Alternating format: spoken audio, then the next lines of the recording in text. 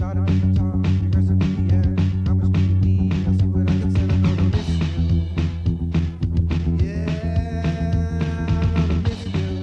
welcome back to Jill's Nostalgia Overload, and today I'd like to talk to you about something very important.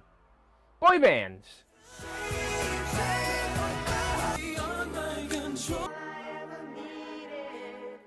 And what happens to the members of boy bands that don't become huge successful pop stars, or even moderately successful pop stars?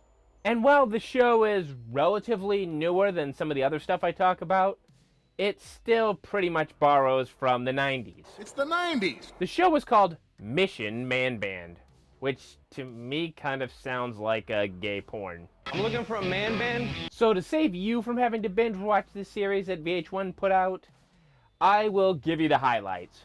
So we start off with Chris Kirkpatrick being a mad, self-aware, I've been doing nothing for a while. drunk. And in a way that's kind of depressing because I know a lot of times, the parties that I'm throwing, the drinking that I'm doing is because, I really miss the band. I miss being on tour with the guys. I miss hanging out with the guys. Another member of the group is Rich Cronin from LFO. LFO was me. Then the doctor came in and told me, looks like you have leukemia. Then my father said, what are his chances? And when he said that never even occurred to me. You know what I mean? Damn. And then I'm like, all right, now the doctor's gonna say something like, oh, he'll be fine. The doctor just made a face like 50-50 maybe. I guess that is the most Bostonian way of dealing with cancer. Did you ever see his Howard Stern interview? That was pretty badass. I'm out of this relationship. Yeah. Goodbye. I have to go do the Tonight Show. Then we have Jeff of 98 Degrees really selling the experience here. Well, I definitely don't bank on, this group and this whole experience kind of being my ride to success again. Oh, and then he has to brag that he got himself a real job. I've been writing, producing for other artists for the last couple of years, and so this is kind of just a fun thing for me, and, that's really why I'm here. What a real fancy pants we have here. Then we have Bryan Abrams of the band Color Me Bad. We made a lot of money, we sold a lot of records, but I'm thinking, where did our money go? Which is kind of a little out of the time frame because he's early 90s and the rest of the guys are late 90s. And man, did he fall in hard times. Now he sells tires and he looks like he put on a spare tire. If you're happy, stack a tire. Kind of makes me wonder that if when Chris Kirkpatrick went to talk to Bryan Abrams, if he got talking to Joey Fat One flashbacks. Never alone, Joey Fatone. Never alone, Joey Fatone. Thanks, Joey. And then the episode basically becomes a boy band sleepover at Chris Kirkpatrick's house. I guess he was just dying to live with a boy band again, like he did when he was part of NSYNC. That's right, I learned that in an NSYNC autobiography. Oh, no. Oh, gee. That's the greatest thing I've ever seen. Man, he's a good party planner because he even got customized blankets with old promo shots of his new band members. Oh my God. Which I have to say, that's kind of narcissistic because, well, you're basically sleeping with yourself? And if you were to sleep with somebody else, could you really do the deed over your own face? No, that just says, I want to sex you up. This is when the band gets introduced to their new marketing rep. And there's this really intimidating woman sitting there. Hi. She looks like, she might be a bitch. And she immediately lets them know that she hated boy bands. I was not, into the whole boy band thing. I've always said, never trust a girl who was not into boy bands as a tween. Please familiarize yourself with the attached sheet music, Every Breath You Take by The Police. And now she demands that they sing for her. Sing some Sting. Whoa, totally way chill, California. Yo, cool muscle dude, Sting Man. Not the wrestler. Every breath you take, Every move you make, every step you take. If I were you, I'd phone up the War Department, volunteer your services, because you've just invented a new form of torture. And then we got some locker room talk that you'd probably hear on Access Hollywood with Billy Bush. If she manages us, I'll never manage to stop looking at her boobs. Really? What, does she have a head? I don't know. Oh, man. I'm only kidding. This incident causes Jeff to lose it. Us auditioning for the management and all that, you know. I mean, I feel like, you know what? I'm just gonna go home. So to become a boy band family, they go on a Native American ritual retreat. We are gathered here this day to celebrate your new journey, your new beginning. That journey begins here, and for this, we welcome you. And at the retreat, Master Splinter tells them he's proud of them, and they need to go back and fight the Shredder. And always remember the true force that binds you. I think. I don't know. I drifted off. And because of this retreat, they've now come together. Like, you know, that other boy band I talked about. I'm here for the long haul. And really, it's being around you guys and your personalities and the vibe. Hey, to you guys, man. Yeah. To a good freaking little stint. Feels having good, man. some fun and making some music, you know? That's it. Cheers. Salud.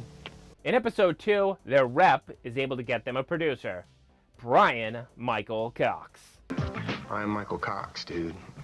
He's done Usher, he's done Mary J. Blige. If I can make hit records on a group of guys that people counted out, I think that would totally 100% validate me as a producer. And old man Bryan needs his dictaphone to practice with. I need a dictaphone. Oh, what is that? What's a dictaphone? Well, it's Maybe back in the early 90s, tape recorders were known as dictaphones. We're calling them tape recorders these days, or handheld tape recorders, or can you get me a small tape recorder? Time to make the donuts. I made the donut. I mean music. It's really hard to sit down and write because, you know, you have to be able to accept criticism, be able to accept maybe this sucks. And this is where we come around to the biggest problem with the show. Most of these guys, during their original run, were third-tier members at best of their own group. Maybe it's just to see where we sing or something, you know. I know where I sing. Back up. I can't fight the way she make me feel crazy about her sex appeal. Trouble by the fact that she don't even know the that's half of why what Bryan she's and Cronin got, Bad was so no. important. I guess it really would have broken the show's budget to have tried to get a J.C. Chazé or... Want to make sure that once we get out there, we're all in sync. Get it? I get it every time, JC. And I definitely know that Justin Timberlake would have hung up the phone immediately. You want an A+. You want, you know, A+++++. You know what I'm saying? You kind of have a hard-to-follow grading system. I've had so many opportunities to go and start drinking, and I'm just like, I've gone so long at this point without it, and I feel so good about myself. It doesn't bother me to see you guys had a drink last night. There's always going to be that demon around the corner. And then Bryan's drinking problem returns. There was a point in the night where I noticed Bryan, he went back upstairs for a while and then came down again. I am feeling big and pimping. And he has a drunken argument with their manager. At one point, when he started arguing with her, I saw his eyes were still glossed over, and I thought he still might be drunk. And you can say to her, don't interrupt me again. Oh, man. There's some of the names that came up. I think we had like Plan B. Plan B? Why not just call yourself the morning after? Do you want a drink? No. I mean, do you want us to just let you go? No. Or do you want me to do what you told me to do the first day you walked into the house?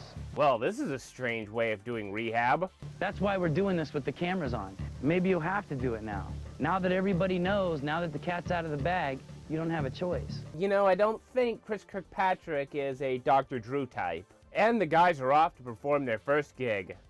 And you'll be performing one song during the halftime show for the Orlando Magic. That's right, it's off to the Magic game. And when I say the Magic game, I don't mean the cards. Magic the Gathering. All you need to play is a brain, a deck, and a friend. You don't have any friends. I mean, like, the basketball team. We're playing a Magic game? Okay. Episode 3 begins with their demo finally being ready. I need y'all to come down, man. I'm ready for y'all to play this demo. What do you say? The track's done? Yeah. And it's pretty...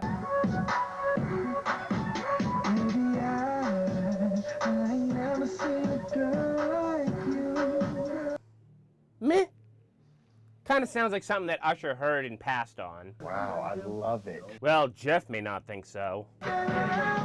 Right, and I'm telling you, now you're has to killing be yourself. become a You're like- rehab counselor. You're gonna be drunk your whole life, bro. I don't do it every day, man. You've done it half the time you're here, 2 days.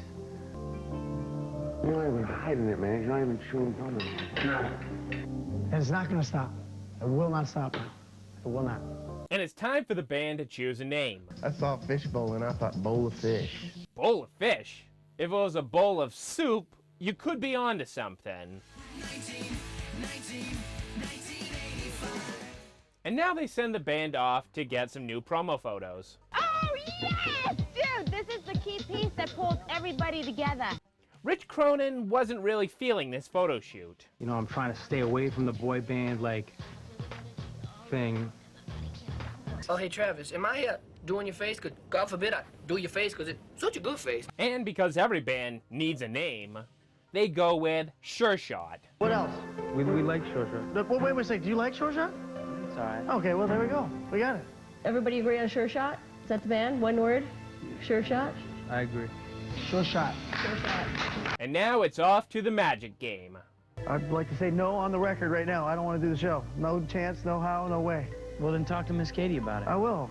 You know, I get the feeling that these guys probably caught a lot of crap for being in a boy band because none of them at all seem excited about anything they've accomplished. I don't know if it's a good mix. Basketball game halftime, 4 boy band guys come running out, huge chance of getting booed. And it takes a lot of talent to be in a boy band. No, seriously. The dancing and the singing? I get nervous before every performance ever. Like everyone, like really nervous. I want to puke. Yeah. They still get the nerves before they have to perform. They put in the prep work. Tell me what you want so we can do it all night long. Have you ever seen New Kids on the Block perform?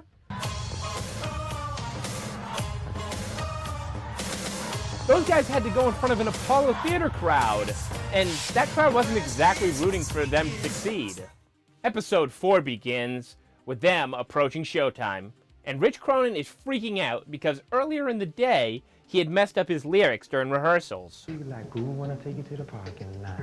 Cause you want the club cause it's much too high. No, I know it. And even Cox is nervous. The sound check made me nervous. I can't show them that I'm nervous.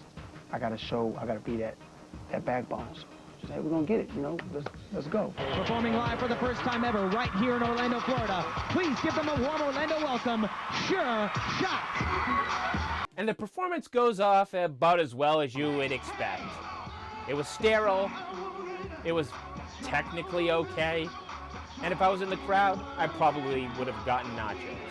The crowd starts to cheer, but then it turns into boos. There was some excitement, and after that excitement, I'd say you count to 7, then there were boos.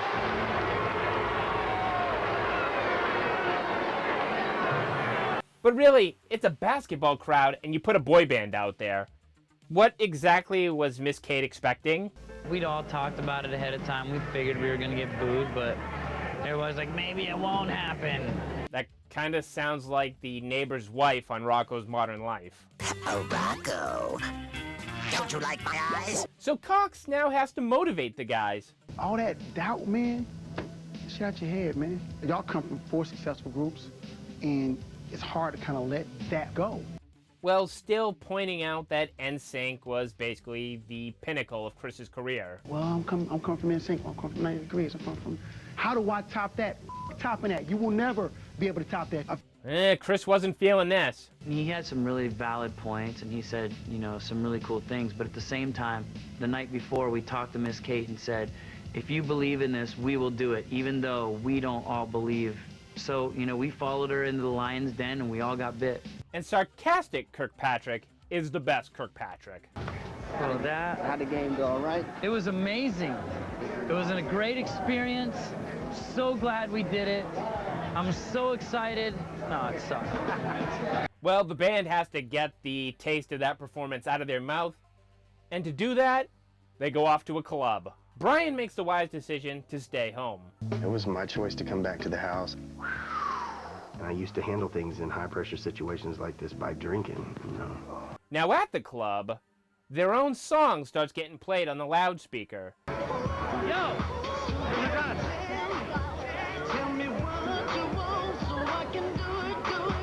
And, well, the girls like it. To be fair, in a club environment, they'll probably like anything. In fact, back in the day, I used to get K-Fed played in clubs, and people like that. So, I think they're just drunk enough to like anything. This is that hip-hop flavor mixed with a little bit of rock and roll. The sadistic Miss Kate now decides to make the band listen to a sports talk radio show who makes fun of the boys and their performance at halftime. Was that the loudest booing you've heard? Yes, really. It's kind of funny. It was that bad? It was pretty bad. Of course, when you're thinking of real winners in life, you definitely think of sports talk radio. Hey, Sports Talk! I can't tell you how sick I am of all these bozos. Quantrell Bishop was in your face all day long, hitting a receipt. You mind? Yes, I do. I think that's why everybody was kind of laughing. When they introduced the guy with bad guy, everybody in my section started laughing. Oh, do you think people were laughing because of his weight, because he's gained some weight? He was a little big. Color me fat. And which one is that guy? Brian Michael Cox has another song ready for the guys. Girl, don't leave me here with... I'm so incredibly excited about this song. How you feel about nights in Manhattan? And they get ready to go down to Miami for a gig. Yeah, we just found out that we got a Miami show, and that one I'm excited about. The sadistic Miss Kate then decides that the boys should watch back their performance from the halftime show. I already watched it. I can't watch it. I think you'll feel better about it when you see it. I can't do it. Chris Kirkpatrick would probably make a terrible Satellite of Love host because he can only riff for a minute before the footage breaks him. Anybody have popcorn? I totally want to get into this. I want to get nachos and throw things at the screen so I feel like I was part of the audience. And now he wants to kill himself. This is really, this isn't... Oh, it's cool. I'm just going to go kill myself and then blame you. Because I think... I'm going to write a note, and all it's going to say is, if you have anybody to point the finger at, it's Miss Kate. Okay, I don't think Joel ever told the bots that he was going to off himself after a bad movie. And because I don't think she's ever talked to a real-life person with emotions, the band is going to fire Kate. We wouldn't fire you. In episode 5, they don't exactly fire her, but they do make her apologize. If I had to do it over again, I definitely would have done it differently, so I apologize for that. You did something that just blew me away, and all you said was, I'm sorry. That's all we want. I apologize, you son of a bitch! And instead of a big budget music video, they're gonna make a viral music video. Think more in terms of the YouTube kind of a video, like an internet video, not like the big MTV video. Yeah, those kids love viral. Of course, this is the corporate version of viral, so it's just gonna be zany like an 80s sitcom. We wanted to do a funny video instead of a serious video because we think when we make fun of ourselves first, it's not as much fun to make fun of us. Maybe it is. You're gonna have baloney. Throwing baloney at people. Wizards. And we end up getting stalked through the house by this little wizard who wants to turn us into anything but boy band. We had tomatoes thrown at us to commemorate our massive booing at the Orlando Arena. Brian's wife and his kid now show up. Man, you look good. You look like a real pop star. And then the wife gets pissed at all the hot dancers auditioning to be in the music video. I don't think that she's hoping that it doesn't work out for me and the guys. I think she's afraid. Video comes out looking like an early Lonely Island video. And as much as I like weird music videos, a club banger doesn't exactly match what they put out. Make a pop, I'ma take my style and take off all the clothes you got.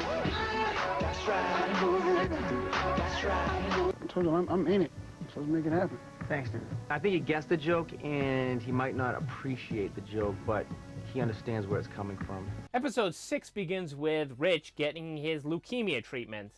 After the week we've had, it's been kind of stressful, and it might have worn me down a little more than it did the other guys. This is kind of sad in retrospect because, well, the cancer did return, and, well, Rich passed away. To promote the Miami gig, they head to a radio station. In the afternoon, we went to Y100. It's a really huge radio station in Miami. We have to promote the show that night, and we were just hoping we were going to be able to get some people to show up. And that's when sad Chris Kirkpatrick shows up. We kind of got together for this reality show here on VH1. I don't know if any of us thought we were going to take it that seriously, but as we got... It's a joke. It is a joke. It's a joke on us. And, like, I think he hates himself. Plus, if you want to see how fat and ugly we've gotten, you're ready to come out and point and go, oh my God, he used to be my favorite. And it makes me wonder if Justin Timberlake could just make the NSYNC reunion happen so Chris Kirkpatrick has something to live for. Or else I fear that he's just going to be stuck arguing about mic stands with Miss Kate. So whose mess up was that about the mic stands? I was thinking mic stands. We can get them. If you ever advance the show. Whose mess up was that about the mic stands? Whose mess up? Wasn't my mess up, if that's what you're implying. I didn't hear whose it was, though. And this gig is off to a bad start as the music starts too early and Bryan has to rush to the stage. But luckily everything goes well and they're able to debut a new song.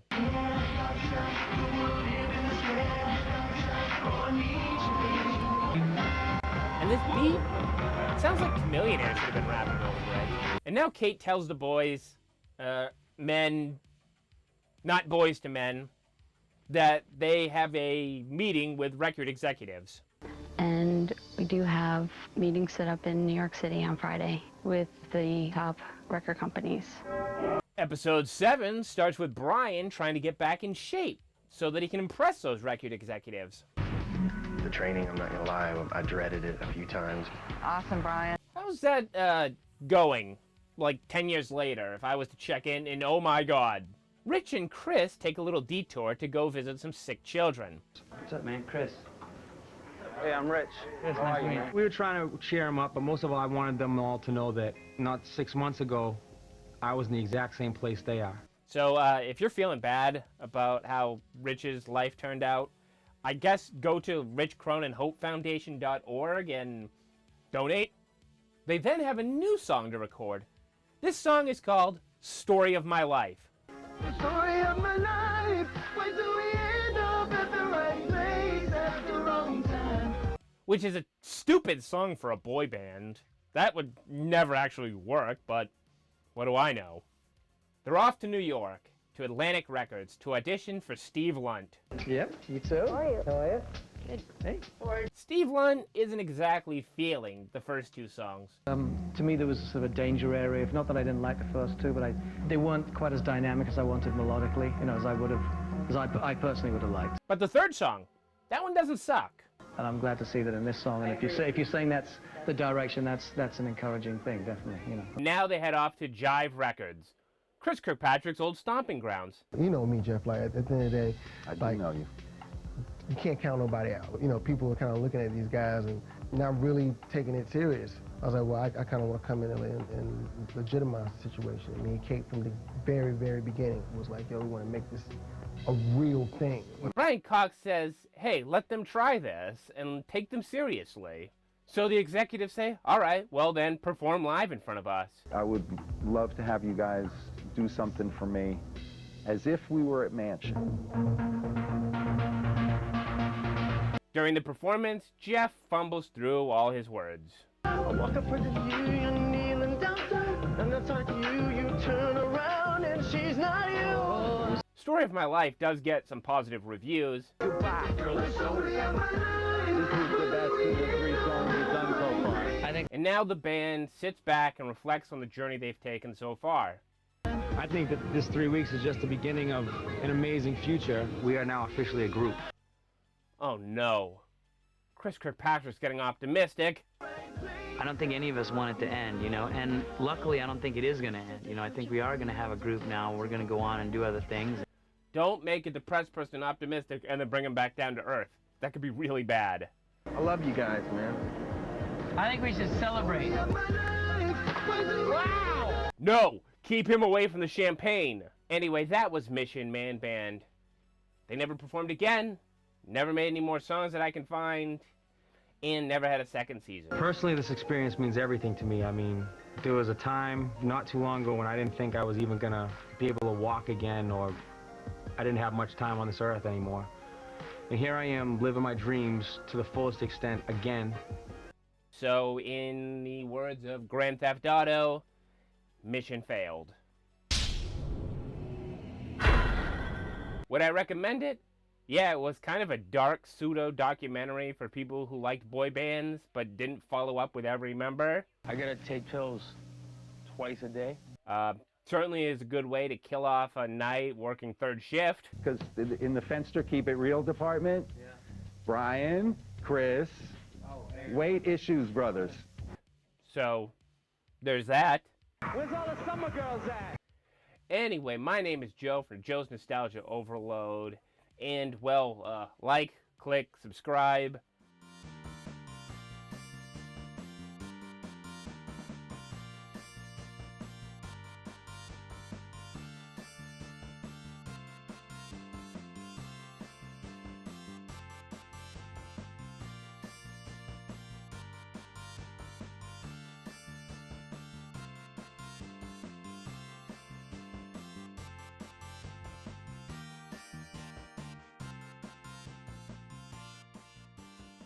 Where we going to eat? China, they're all over the place. I don't know. Chinese food makes me sick.